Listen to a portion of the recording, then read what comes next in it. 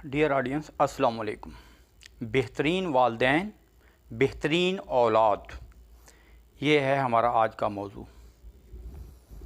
औलाद अल्लाह ताला का बेशबहा कीमती और अनमोल तोहफ़ा है। इसकी अच्छी तालीम और तरबियत वालिदैन की अव्वलीन और बुनियादी ज़िम्मेदारी है। तारीफ़ के मुस्तहिक़ हैं वो वालिदैन जो अपनी औलाद की बेहतरीन तरबियत करते हैं, और जो नहीं करते वो यकीनी तौर पे अपनी बुनियादी और अव्वलीन ज़िम्मेदारी से गफलत, कोताही और लापरवाही के मुर्तकिब होते हैं, जिससे किसी तौर छुटकारा मुमकिन नहीं होगा। तो बेहतरीन हैं वो वालिदैन जो अपनी औलाद की तरबियत बेहतरीन अंदाज में करते हैं, अल्लाह और उसके रसूल के अहकामात के मुताबिक करते हैं, और अपनी औलाद की तरबियत में आला अखलाकी असूल व अक़दार को मद्देनज़र रखते हैं। वो ख़ुद भी तमाम हकूक़ व फ़राइज़ से आगाह होते हैं और अपनी औलाद को भी इसकी आगही और शऊर देते हैं। बेहतरीन हैं वो वालिदैन जो अपने बच्चों की परवरिश रिज़्क़ हलाल से करते हैं और उन्हें भी सख्ती से इसी पे कारबंद रहने की तलकीन करते हैं, इसकी अहमियत से आगाह करते हैं। याद रहे, नुत्फ़े हलाल से पैदा होने वाला और लुक़्मा हलाल से परवरिश पाने वाला ख़ुद अपने वालिदैन, हल्क़ाए अहबाब और मुआशरे के लिए फ़लाह ही फ़लाह का बायस होता है, अमन ही अमन और सकून ही सकून का बायस होता है। जबकि इसके बरअक्स नुत्फ़े हराम से जन्म लेने वाला और लुक़्मा हराम पे पलने वाला पूरे मुआशरे के लिए इज़ा ही इज़ा है, तकलीफ़ ही तकलीफ़ है, ख़राबी ही ख़राबी है। ऐसे शख्स से फ़लाह की उम्मीद बेकार है। याद रहे, हराम की कमाई पे परवरिश पाने वाला सबसे पहले अपने ही वालिदैन को बेइज़्ज़त करता है, उनकी तज़लील का बायस बनता है, उन्हें दुनिया की नज़रों में ज़लील और रुस्वा करता है, और फिर बेगुनाह और मासूम लोगों यानी अपने बहन भाइयों, हल्क़ाए अहबाब, रिश्तेदारों के लिए दुख, ईज़ा, तकलीफ़, इंतकाम और उनके कत्ल आम का बायस बनता है। आप भी मुशाहिदा कर सकते हैं इस दरिंदगी का, मुआशरे में हर रोज़ होती है ये। यहाँ तंबीह के तौर पे मैं हदीस नबवी कोट करना चाहता हूँ। फरमाया रसूलुल्लाह सल्लल्लाहु अलैहि वसल्लम ने, वो गोश्त जिसकी परवरिश हराम की कमाई से हुई हो जन्नत में नहीं जा सकेगा जब तक दोज़ख की आग उसको जला नहीं डालेगी। मुकाम फ़िक्र है, आज कितने % लोग और वालिदैन हलाल और हराम में तमीज़ करते हैं। इकबाल ने ठीक ही कहा था, और क्या खूब कहा था, तुम्हारी तहज़ीब अपने खंजर से आप खुदकुशी करेगी, शाखे नाज़क पे जो आशियाना बनेगा ना पायदार होगा। मगरब की अंधी तकलीद न जाने हमें कहाँ ले जाएगी। मगर हराम की कमाई में तो हमने यहूदो हनूद और बनिए को भी पीछे छोड़ दिया है। मकाम फ़िक्र है हम सब के लिए, बिलखसूस वालिदैन के लिए। जब रोज़े महशर हमसे सवाल होगा औलाद की तरबियत के बारे में, तो हम क्या जवाब देंगे? हजूरे वाला, सिर्फ़ कहने से तो हम बेहतरीन और अच्छे वालिदैन नहीं हो सकते ना, बल्कि इसके लिए हमें बहुत सारी ज़िम्मेदारियों को ईमानदारी से निभाना होगा। बेहतरीन हैं वो वालिदैन जो अपनी औलाद में मसावत कायम करते हैं, यानी औलाद में तफरीक नहीं करते, बेटे को बेटी पर फ़ौक़ियत नहीं देते, बेटी को भी ज़ेवर इल्म से आरास्ता करते हैं, और वरासत में भी उसका हक़ अपने जीते जी मुकर्रर कर जाते हैं, ना कि उसे अपने बेटों के रहमो करम पर छोड़ जाते हैं, जो कि ज़्यादातर केसेस में वरासत को ख़ुद ही हड़प कर लेते हैं। आप भी इसका मुशाहिदा रोज़मर्रा ज़िंदगी में अपने इर्द गिर्द और अपने ख़ानदान में देख सकते हैं। मुकाम फ़िक्र है हमारे मुआशरे में तकरीबन 90% ख़ानदान बेटियों को वरासत में उनका हक़ नहीं देते। शर्म का मकाम है, बल्कि मुख्तलिफ़ हीले बहानों से बेटियों को उनके शरई हक़ से महरूम कर दिया जाता है। ऐसे लोगों का खाना पीना सरीहन हराम के ज़ुमरे में आता है। किसी को कोई शक हो तो दीन का इल्म हासिल करें। याद रहे, دودھ کے بھرے ہوئے ڈرم کو ناپاک کرنے کے لیے پیشاب کا ایک قطرہ ہی کافی ہے۔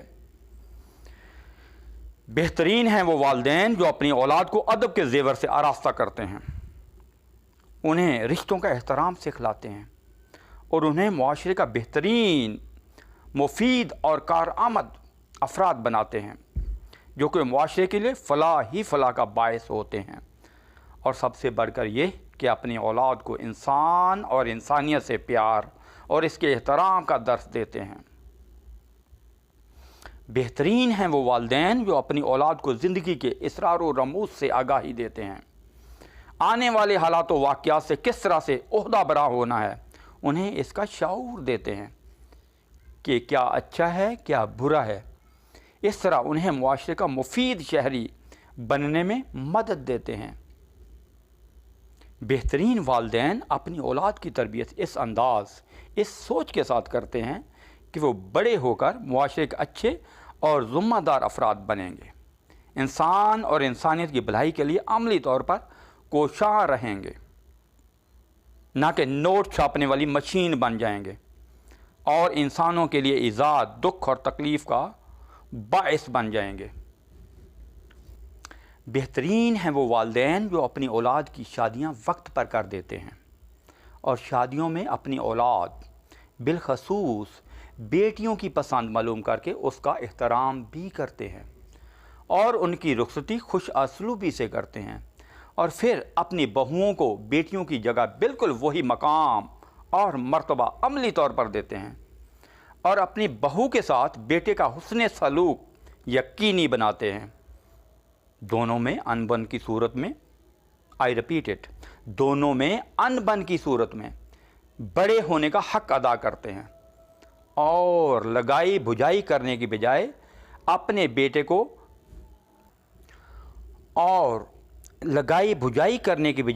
بیٹے کو قائل کرتے ہیں کہ وہ بہو کو خوش رکھے جو اپنے والدین بہن بھائیوں کو چھوڑ کر صرف اور صرف اسی کی خاطر، یعنی اپنے شوہر کی خاطر وہاں پہ آئی ہوتی ہے۔ اس طرح سے والدین کی ذرا سی سمجھداری، ذرا سی رہنمائی سے وہی گھر جنگ و جدل کی بجائے امن اور شانتی کا گہوارہ بن جاتا ہے، جنت کا عملی نمونہ بن جاتا ہے۔ مائیں عام طور پر بیٹوں کے بارے میں زیادہ پوزیسو ہوتی ہیں، وہ بہو اور بیٹے کو زیادہ گھل مل کر اور قریب نہیں دیکھ پاتی، جس سے معاملات بگڑنے کا احتمال ہوتا ہے۔ ایسے میں باپ کو چاہیے کہ مداخلت کرے اور اپنی بیوی کو سمجھا بجھا کر گھر کا ماحول خراب ہونے سے روکے اور نو بیاہتا جوڑے کا ہنی مون پیریڈ خراب نہ ہونے دے۔ یاد رہے، بہترین والدین بہترین اولاد کو جنم دیتے اور پروان چڑھاتے ہیں۔ تجربات و مشاہدات کا نچوڑ ہے، بچہ والدین کا عکس ہوتا ہے، پرتاؤ ہوتا ہے۔ والدین کی تربیت کی چاپ انسان کے کردار پہ تاحیات نظر آتی ہے۔ بچہ والدین کی گود میں گیلی مٹی کی مانند ہوتا ہے، اور گیلی مٹی کی یہ خاصیت ہے کہ اسے جس سانچے میں ڈالا جائے ڈھل جاتی ہے، اور دوسرے یہ کہ اس میں جو بیج پھینکا جائے وہ اگ آتا ہے۔ بالکل اسی طرح نیک والدین کی اولاد بھی نیک ہوتی ہے، ان کی تربیت کی جھلک ان کے کردار میں نمایاں نظر آتی ہے، اور باسعادت اولاد آنے والے وقت میں جب خود والدین بنتی ہے تو رب تعالیٰ ان کو ان سے بھی بڑھ کر بہترین اور باسعادت اولاد سے نواز دیتا ہے، جو نہ صرف ان کی آنکھوں کی ٹھنڈک، دل کا سکون، بلکہ معاشرے کا فخر بھی ہوتی ہے۔ میں یہاں ایک واقعہ شیئر کرنا چاہتا ہوں۔ ایک دفعہ ایک نوجوان سفر میں تھا کہ اس کو بہت زوروں کی بھوک لگی۔ نوجوان کے پاس زیادہ راہ کچھ نہ تھا، اتنے میں دریا کے پانی میں ایک پھل تیرتا ہوا اس کے پاس آتا ہے۔ نوجوان وہ پھل اٹھاتا ہے اور کھا لیتا ہے، اور پھل کھانے کے بعد اسے خیال آتا ہے، اسے احساس ہوتا ہے کہ اس نے وہ پھل مالک کی اجازت کے بنا ہی کھا لیا ہے، جو کہ نامناسب بات ہے، لہٰذا اس کے مالک کو تلاش کرنا چاہیے اور اس پھل کا افزانہ، یعنی اس پھل کی قیمت اسے ادا کرنی چاہیے، پھر یہ میرے لیے جائز ہوگا، پھر یہ میرے لیے حلال ہوگا، ورنہ روز محشر میں اس کا افزانہ اس کے مالک کو کہاں سے ادا کروں گا۔ غور کیجئے، تقویٰ۔ لہٰذا نوجوان نے سوچا کہ ظاہر ہے پانی جس جانب سے آ رہا ہے اس کا مالک بھی اسی سمت میں مل سکتا ہے۔ تو وہ نوجوان دریا کے کنارے کنارے جس جانب سے پانی آ رہا ہوتا ہے اس جانب چل پڑتا ہے۔ چلتے چلتے میلوں سفر کرنے کے بعد وہ نوجوان ایک ایسی جگہ پہ پہنچا، وہ کیا دیکھتا ہے کہ نہایت ہی خوبصورت سرسبز و شاداب باغ ہے، اور اس باغ کی پھلوں سے لدی ہوئی ڈالیاں دریا پہ جھکی ہوئی ہیں۔